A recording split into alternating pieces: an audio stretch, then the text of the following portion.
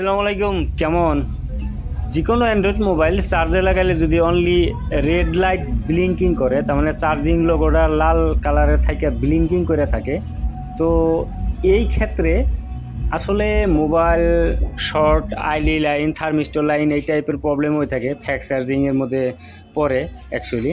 তো 0.6 নেয়, তার মধ্যে লাহে 0.2-তে আয়া মানে থামে থাকে, খাড়ায় থাকে, কোনো পার্সেন্টেন্স কোনো কিছু দেখায় না।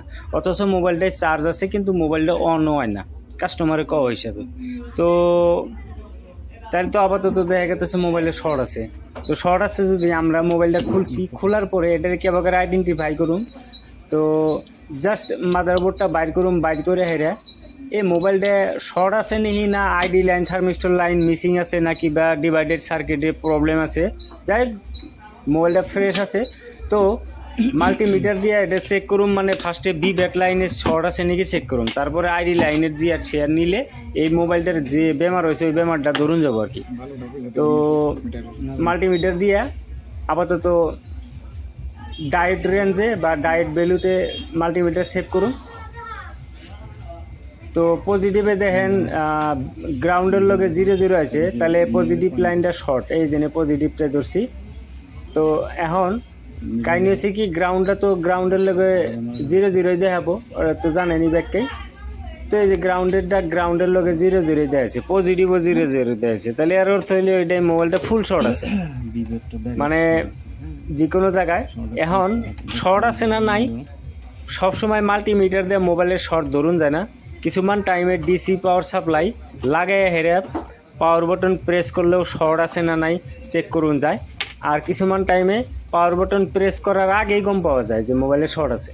তো শর্ট আছে যে এটা কনফার্ম করবার নিগে আমরা ডিসি পাওয়ার সাপ্লাই থেকে নেগেটিভ আর পজিটিভটা, মানে 4.2 ভোল্টেজ 3 এম্পিয়ার সেট করা আছে, নেগেটিভটা নেগেটিভে লাগিয়ে দিলাম গ্রাউন্ডে, আর পজিটিভটা ব্যাটারি কানেক্টর বি ব্যাট বা পজিটিভ লাইনে লাগামো। যদি অটো এম্পিয়ার কনজিউম করে তাহলে 100% শর্ট আছে। তো এদিকে ডিসি পাওয়ার সাপ্লাইতে আমরা এটা পজিটিভে ধরলাম, ফার্স্টে পজিটিভে, এই যে দেখেন শর্ট দেখাইতেছে, তাহলে তো নেগেটিভে ধরলে তো শর্ট দেখাবো, এটা আর আসতেই এই যেটার মধ্যে পজিটিভে ধরছি ডাইরেক্ট, এই দুইটা পয়েন্ট পজিটিভের পয়েন্ট আর কি মোবাইলটা।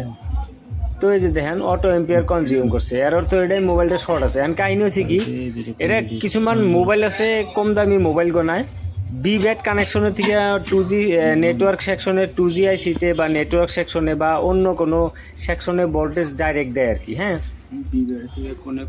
তো আমরা এক কাম করুম, এই মোবাইলটা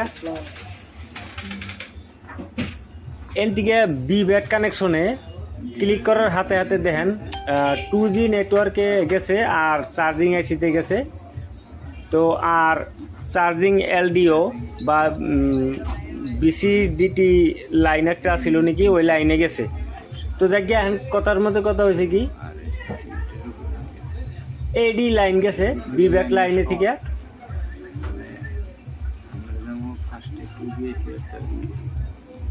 তো আমরা এটা টিনটা এখন আরামসে কাটুম, কাইডা হেরে এনে রোজিন পেস্ট অ্যাপ্লাই করে শর্ট কিলার দিলে কোনে শর্ট হচ্ছে কি সমস্যা এই বস্তুটা বাইরে যাব।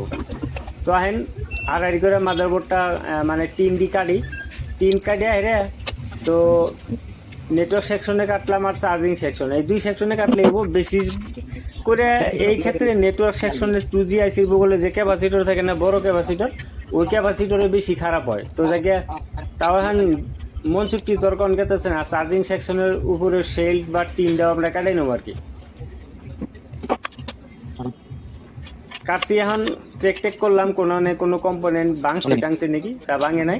তো এখন রোজিন পেস্ট অ্যাপ্লাই করুম, এর মধ্যে রোজিন পেস্ট অ্যাপ্লাই করে আরে শর্ট কিলার দিয়ে জাস্ট 1 ক্লিকেই এটার কোনে শর্ট হয়েছে বাইরে যাবো আর কি। তো চার্জিং সেকশনে দিলামই না, অনলি নেটওয়ার্ক সেকশনে দিলাম, যে স্টার দিয়ে থুইছি। তো আমার একটা ধারণা ওই বড় ক্যাপাসিটর আছে না, ওই ক্যাপাসিটরই শর্ট হয়েছে, অন্য কোনো আদ দেওয়ার দরকার নেই। তো শর্ট কিলারটা নেগেটিভে ধরলাম আর পজিটিভটা পজিটিভে ধরার পরে ওই যে দেখছেন ওই ক্যাপাসিটরটা জ্বলে উঠলো, তাহলে ওই ক্যাপাসিটরটাই শর্ট ছিল আর এর নিগাই রেড লাইট ব্লিঙ্কিং করছে চার্জে লাগাইলে, আর মোবাইল অনও নাই। ঠিক আছে, তো মোবাইলটা এখন ক্যাপাসিটরটা উড়ে দিলে প্রবলেম সলভ হয়ে যাবে গা। যদি এই টাইপের মোবাইলে কোনো ব্যারাম স্যারাম নিয়ে টেনশন করতেছেন তাহলে আমারে পাড়ে হারেন মোবাইল রিপেয়ারিং করার জন্য।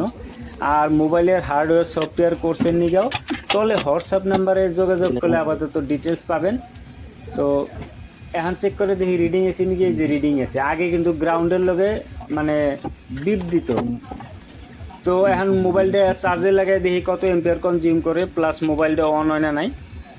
তখন কাহিনী হচ্ছে কি, এই টাইপের ফল ফাইন্ডিং করতে তার মানে মন চুক্তি তোর আইডি লাইনে কাম করা লাগলো না গো, অথচ মোবাইলটা ফ্যাক্স চার্জিং আসছিল, চার্জ পাইছে কিন্তু চার্জিং এম্পিয়ার শো নাই আর কি।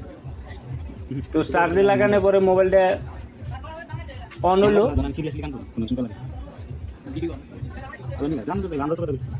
এই দেখেন অন হয়ে গেছে গা। আর এম্পিয়ার নিচে 1.4। তো আজকের ভিডিওতে হেনি, ভালো থাকেন।